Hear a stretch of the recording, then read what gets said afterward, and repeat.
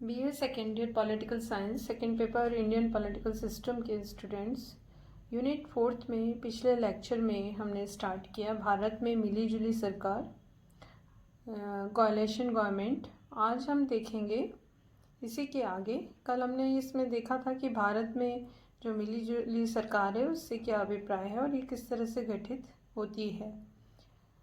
मिली जुली सरकार से संबंधित कुछ प्रतिमान हैं, मॉडल्स हैं जो कि मिलीजुली सरकार का गठन करते वक्त अपनाए जा सकते हैं। एक तो है एक दल की प्रधानता वाला गठबंधन। इससे अभिप्राय ये है कि ऐसे गठबंधन में एक ही राजनीतिक दल की प्रधानता होती है, एक या अधिक छोटे राजनीतिक दल उस प्रमुख दल के साथ जुड़ जाते हैं और छोटे राजनीतिक दल सरकार के जीवन और उसके कार्यों को प्रभावित करते हैं लेकिन नियंत्रित नहीं कर पाते। सामान्य स्थिति ये होती है कि किसी छोटे राजनीतिक दल के सरकार से अलग हो जाने पर भी सरकार बनी रहती है, ज़्यादा फर्क उस सरकार को नहीं पड़ता। इस तरह की मिलीजुली सरकार में एक दल अधिक शक्तिशाली होता है और उसका प्रभुत्व अन्य दलों के ऊपर प्रभाव बना रहता है, इसलिए एक दलीय प्रधान गठबंधन इसे कहा जाता है। दूसरे तरह का गठबंधन होता है लगभग समान शक्ति वाले दो परस्पर विरोधी गठबंधन। इस तरह के गठबंधन चुनाव के पूर्व ही बन जाते हैं और राज्य की राजनीति इन दो गठबंधनों में बढ़ जाती है। भारत में विभिन्न राज्यों में, खासतौर पर हम अगर केरल का उदाहरण देखें तो वहाँ राजनीति के दो गठबंधन रहे। एक तो संयुक्त लोकतांत्रिक गठबंधन था और दूसरा संयुक्त वाम मोर्चा गठबंधन था। और इस स्थिति में सामान्य जनता ही निर्णय दे देती है कि किस गठबंधन को सत्ता प्राप्त होगी और कुछ अर्थों में दो गठबंधनों की ये स्थिति द्विदलीय व्यवस्था के समान कार्य करने लगती है। तीसरे प्रकार का मॉडल है निषेधात्मक आधार पर गठित अनेक राजनीतिक दलों का गठबंधन। निषेधात्मक आधार से मतलब यह है कि अनेक राजनीतिक दलों का ऐसा गठबंधन जिसमें भागीदार जो भी दल हैं किसी अन्य राजनीतिक दल को अपना समान और शक्तिशाली शत्रु मानते हैं और उस शक्तिशाली शत्रु को सत्ता से दूर रखने के लिए गठबंधन की राजनीति को अपनाते हैं। इस प्रतिमान में सामान्यतः मिलीजुली सरकार के भागीदार दलों के बीच समान राजनीतिक विचारधारा नहीं होती और इस तरह का गठन कई भारत के राज्यों में हो चुका है जहाँ पे निषेधात्मक आधार पर गठित अनेक राजनीतिक दल मिलकर सरकार बना चुके हैं।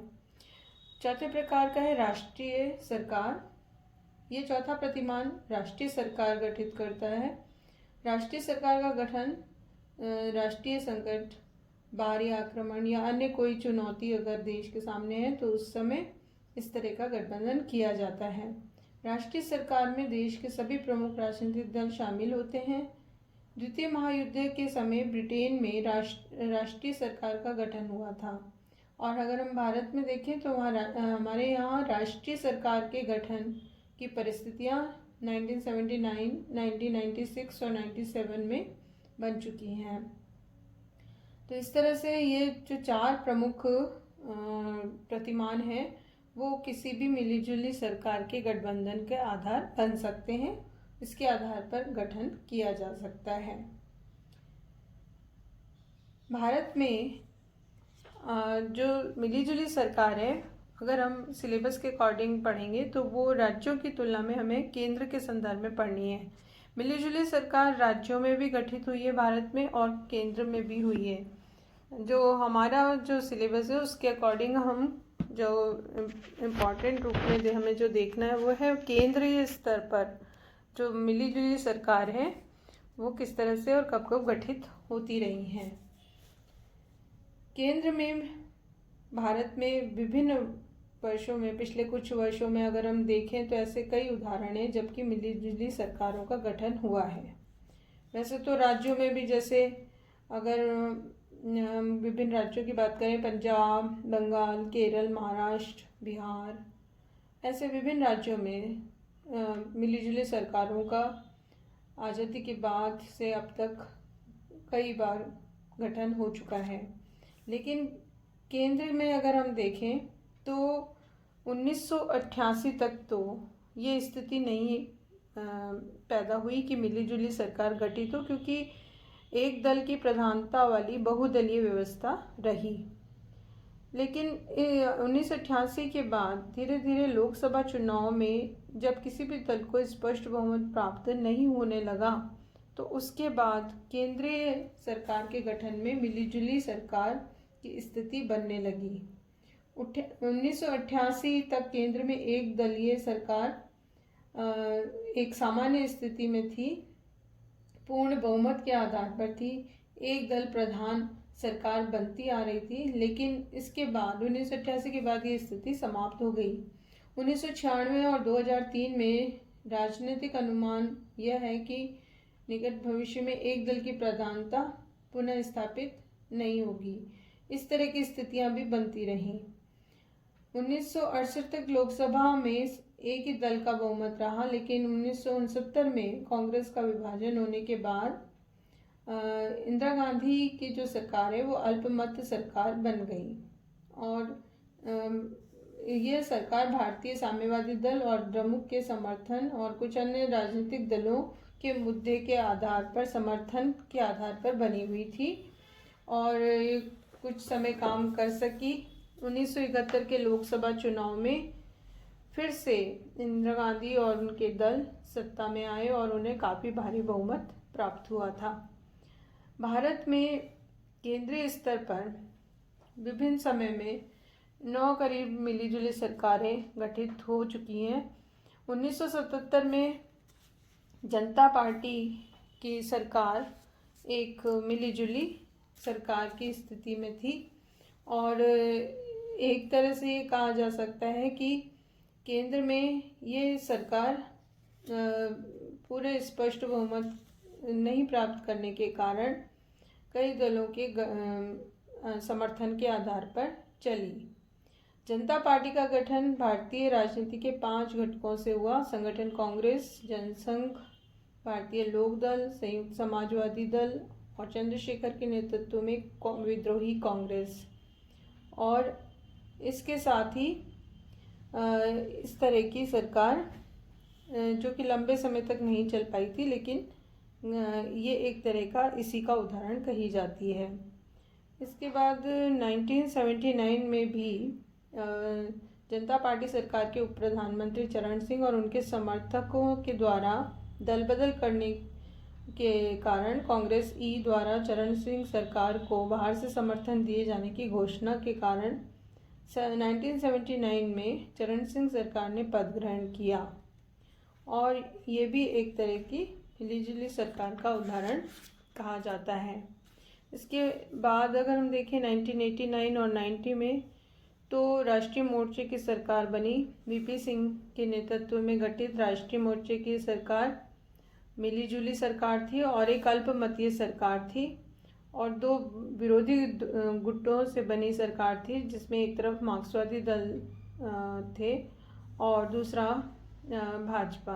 तो भारी समर्थन पर टिकी हुई थी और ज़्यादा लंबे समय तक नहीं टिक पाई, और 11 महीने में ही भाजपा ने समर्थन वापस लिया, तो ये सरकार गिर गई। इसके बाद 1990-91 के दौर में अगर हम देखें तो अति अल्पमतीय सरकार बनी। वीपी सिंह सरकार बाहरी समर्थन पर टिकी अल्पमतीय सरकार थी। चंद्रशेखर सरकार बाहरी समर्थन पर टिकी सूक्ष्ममतीय या बहुत ही कम मत से प्राप्त सरकार थी। 1990 में जनता दल का विभाजन होने और लोकसभा के 54 सदस्यों ने जनता दल से अलग होकर चंद्रशेखर के नेतृत्व में जनता एस का गठन किया था, और कांग्रेस ने जनता एस की सरकार को बाहर से समर्थन देने की घोषणा की, और चंद्रशेखर थे वो कुछ छोटे राजनीतिक दलों के साथ मिलीजुली सरकार का गठन कर पाए थे। ये सरकार भी लंबे समय तक काम नहीं कर पाई थी।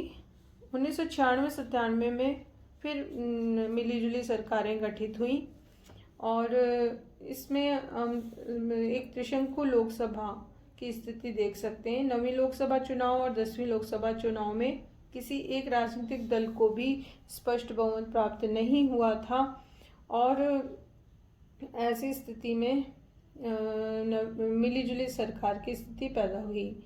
लोकसभा चुनाव के बाद राष्ट्रीय मोर्चे ने सरकार बनाने का दावा प्रस्तुत किया और 10वीं लोकसभा के चुनाव परिणाम ने स्पष्ट कर दिया कि सरकार कांग्रेस को बनानी है। 11वीं लोकसभा चुनाव ने विखंडित जनादेश दिया था और 1 वर्ष की अवधि में 3 मिलीजुली सरकार का गठन हुआ। 1996 में भाजपा के नेतृत्व में गठित सरकार ने काम किया और वाजपेयी को प्रधानमंत्री पद पर मनोनीत किया गया और भाजपा ने शिवसेना, अकाली दल और हरियाणा विकास पार्टी को लेकर एक मिलीजुली सरकार बनाई। इसका कार्यकाल बहुत ही कम रहा, 13 दिन का।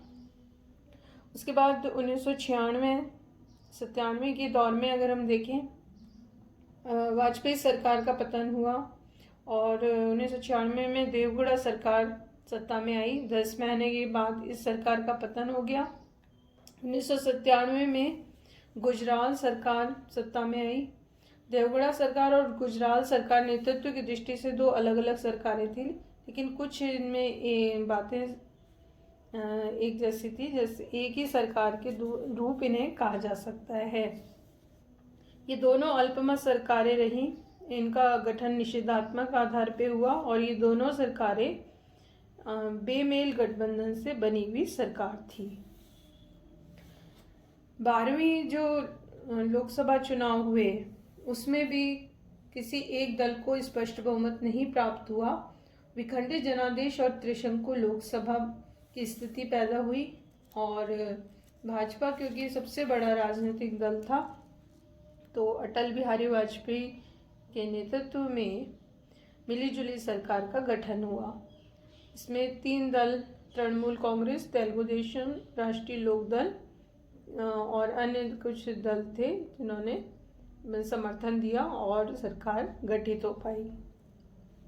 इस सरकार के नेगेटिव और पॉजिटिव दोनों पक्ष रहे थे और मिलीजुली सरकार थी, लेकिन फिर भी कुछ कार्य कर पाई थी। हालांकि बहुत सशक्त सरकार इसे नहीं कहा जा सकता।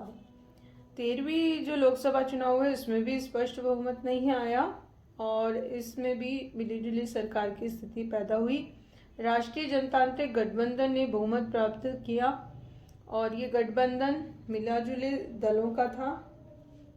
मिलीजुली सरकार के मूल लक्षण, मूल कमजोरी दबाव प्रति दबाव की स्थिति थी और इसमें जो भी प्रधानमंत्री पद है वो आज की भारतीय राजनीति का सर्वाधिक प्रभावशाली व्यक्तित्व आसीन था। वाजपेयी जी के गतिशील व्यक्तित्व से भागीदार दलों और अन्य राजनीतिक और अन्य अर्ध राजनीतिक दलों तत्वों ने निरंतर दबाव, आरोप प्रत्यारोप जो थे वो हो रहे थे, जो वो कम हो गए।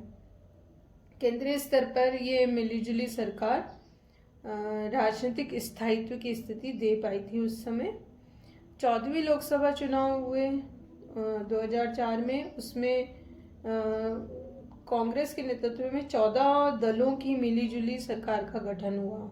डॉक्टर मनमोहन सिंह ने इस सरकार का नेतृत्व किया और उन्होंने पूरे 5 साल अपना कार्यकाल पूरा किया, जो कि एक सरकार को स्थायित्व प्रदान करने में सक्षम रहे और विभिन्न आंतरिक और बाहरी दबावों का इन्हें सामना करना पड़ा। अल्पमत सरकार थी और कई वामपंथी दलों ने इसको समर्थन दिया था और कई दबाव भी इस सरकार पर थे, फिर भी ये पूरे 5 साल तक सफलतापूर्वक काम कर पाई थी। 15वीं लोकसभा जो चुनाव हुए लोकसभा के, उसके द्वारा केंद्र में किसी भी दल को स्पष्ट बहुमत प्राप्त नहीं हुआ और 2009 में जो ये चुनाव हुए थे उसके द्वारा जो केंद्र में कांग्रेस दल के नेतृत्व में 7 दलों की मिलीजुली सरकार का गठन हुआ था और डॉक्टर मनमोहन सिंह इस सरकार का नेतृत्व कर रहे थे। इस गठबंधन सरकार को लोकसभा में स्पष्ट बहुमत गठबंधन के आधार पर प्राप्त हुआ और 2004 से 8 की गठबंधन सरकार की तुलना में इस सरकार में कांग्रेस दल को प्रभावशाली स्थिति प्राप्त हुई। और मनमोहन सिंह जी के नेतृत्व में ये सरकार पूर्ण अवधि अपने कार्य कर पाई थी।